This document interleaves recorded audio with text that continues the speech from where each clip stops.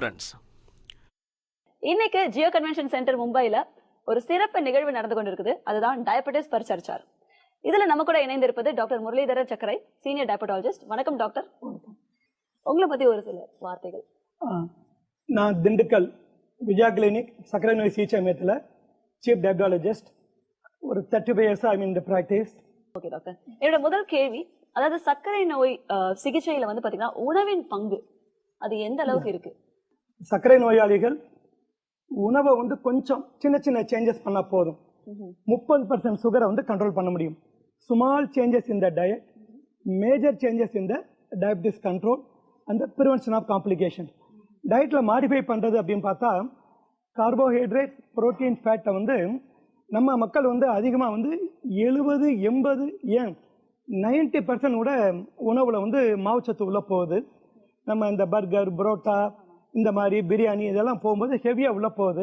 அவங்க வந்து அந்த மாவுச்சத்து அளவை கம்மி பண்ணாவே 80-90% ஒரு 20-25 கம்மி பண்ணி 55% கொண்டாந்தாவே பெரிய லெவலில் சர்க்கரை வந்து கம்மியாகும். அதை கம்மி பண்ணும்போது அவங்களுக்கு வந்து ஒரு கிட்டத்தட்ட ஒரு 3.75 to 1% HbA1c கம்மியாகும். மெடிசினே தேவைப்படாது. சில பேஷண்ட்ஸுக்கு வந்து மைல்டாக உள்ளவங்களுக்கு without any medicine sugar control ஆகும். அதிகமாக உள்ளவங்களுக்கு அவங்க போடக்கூடிய மெடிசின் அளவை கம்மி பண்ணலாம். புரோட்டீன் அளவு கொஞ்சம் கூட்டணும், ஃபேட்டை கம்மி பண்ணணும், ஹெல்த்தி ஃபேட்டை எடுக்கணும், நார்ச்சத்தை நல்லா சேர்த்துக்கணும். இதை செஞ்சாவே இந்த மைனர் சேஞ்சஸ், அதாவது ஒரு நாளைக்கு 250 கிராம் 1/4 கிலோ காய்கறிகள், ஒரு 75 கிராம்ஸ் ஃப்ரூட்ஸ், இதை பண்ணிக்கிட்டு இடைவேளை உணவு நல்லா சாப்பிட்டு உணவுக்கு முன்னாடி கொஞ்சம் புரோட்டீன் அவங்க சேர்த்துக்கிட்டாங்கன்னா சுகர் நல்ல கண்ட்ரோல் கிட்டத்தட்ட 30% வந்து அச்சீவ் பண்ண முடியும். அருமையா சொன்னீங்க டாக்டர்.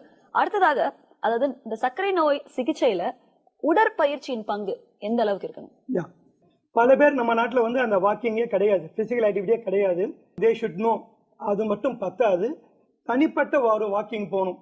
30 நிமிஷமோ 45 60 நிமிஷமோ டிபெண்டிங் அப்பான் எதை பிளான் பண்ணி செஞ்சாங்கன்னா, இது முடிய வாக்கிங்கே போகாதவங்க 30 நிமிஷம் போனாவே ஒரு கிட்டத்தட்ட 3/4% HbA1c கம்மியாகும். நல்லா அக்ரெசிவாக பண்ணாங்கன்னா ஒரு ஒபீஸா உள்ளவங்க, ஓவர் வெயிட்டாக உள்ளவங்க, தொந்தி உள்ளவங்க வந்து நல்லா வந்து ஆக்டிவிட்டி அதிகப்படுத்தினாங்கன்னா ஒரு 1% கம்மியாகும்.